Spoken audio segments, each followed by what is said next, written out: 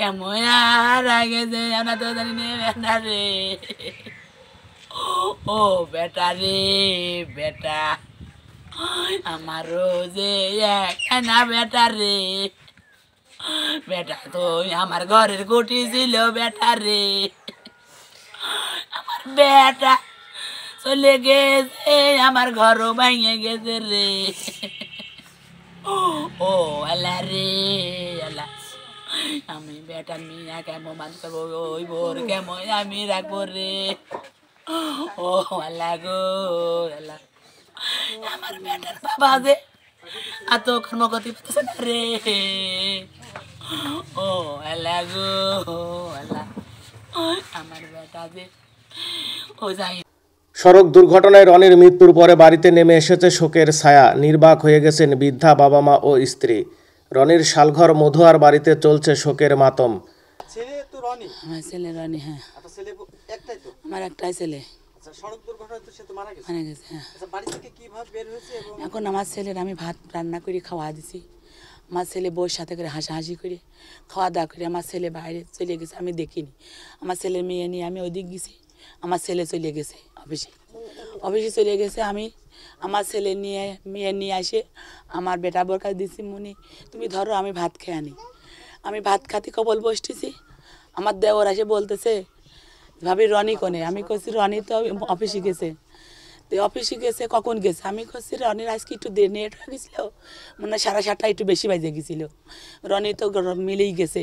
তো কছে ও কি ফোন নাম্বার নিয়েছে? আমার কাছে না। আমি কইছি নাই, ফোন নাম্বার নেয় না মাসিমণি। তো কছে তারপরে আমি কইছি কী হয়েছে আমার ছেলের?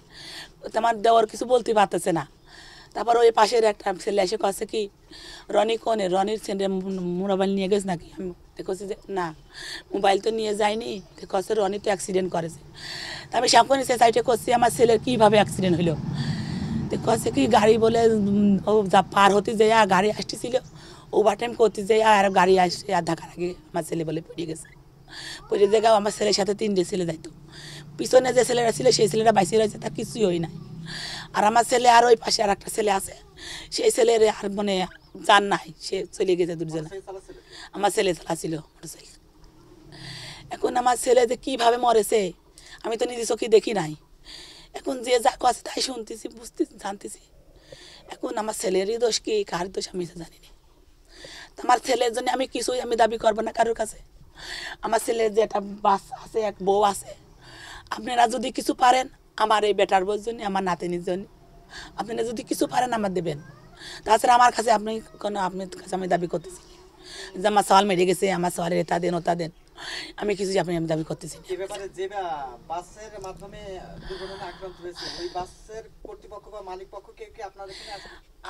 আমার বাড়িতে তো কেউ আসি নাই, আমার বাড়িতে কেউ আসি নাই। না না, খালি আমার বাড়িতে আসি না, খালি পুলিশ আইছিল। তো খালি পুলিশ এসে কইলো যে আপনার ছেলে নাকি। আমি বললাম আপনার ছেলে কীভাবে মরেছে? আমি কইছি আমি ছেলে আমি মরেছে কীভাবে জানি না। আমার ছেলে ভালো ছেলে, বাড়িতে হাসাহাসি করে গেছে মিলি জাতি বলে কাছেতেই বলে এইরকম হয়েছে কাজটা, মৃত্যু হয়ে গেছে আমার ছেলের। দেখুন আমি কি করব, আমি কিছু চোখে দেখিনি, আমি কি বলবো? আমি বললাম আমার ছেলের আমি বিক্রিও করবো না, আমার ছেলের প্রতি আমি কোনো টাকা পয়সা নেবো না। আমার ছেলে আল্লাহ মৃত্যু দিয়েছে, আমার ছেলের মৃত্যু হয়ে গেছে, আমার ছেলে শহীদ হয়ে গেছে। এখন আমার কিছুই করার নাই। আর আমি একটাই দাবি আমার এই নাতিনির জন্য, আমার বেটা বছর। জানা যায় গত শনিবার 12 এপ্রিল সকাল 7:30টার দিকে কুষ্টিয়ার ঝিনাইদহ আঞ্চলিক মহাসড়কের বটতল নামক স্থানে এই দুর্ঘটনা ঘটে।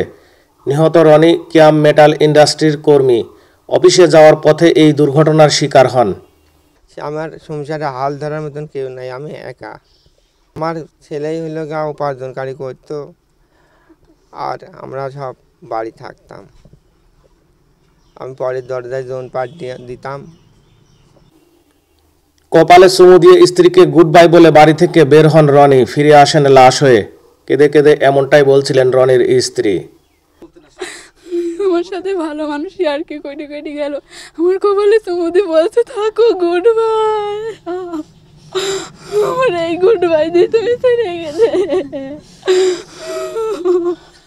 আমার শোনা আমার অন্য দিন কুটবাই দেয় না, আমার শোনা কালকে ওই কথা কয়েছে গো। আমি যদি জানতাম আমার সোনার বাইরে যাতে দিতাম না। আমার শোনা